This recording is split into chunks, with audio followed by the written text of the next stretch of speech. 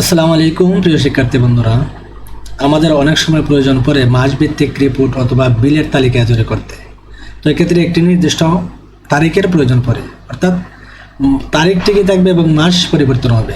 প্রতি মাস একই তারিখ হবে এবং নতুন একটি মাস তৈরি হবে।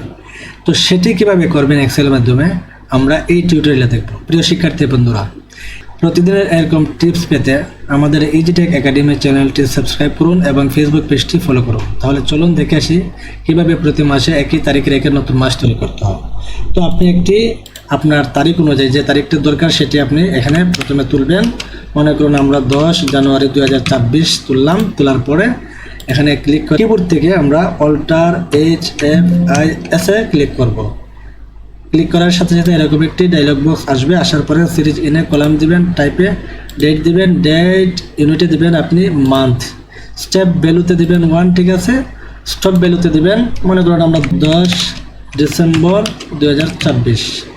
এখানের কাজ শেষ, আমরা ওকে দিয়ে দেব। প্রিয় শিক্ষার্থী বন্ধুরা, দেখুন প্রত্যেকটি নতুন মাস কিন্তু তারিখ একই, এভাবে ডিসেম্বর পর্যন্ত চলে এসেছে। যদি ভিডিওটি ভালো লাগে অবশ্যই লাইক, কমেন্ট, শেয়ার করে আমাদের সাথেই থাকবেন। আল্লাহ হাফেজ।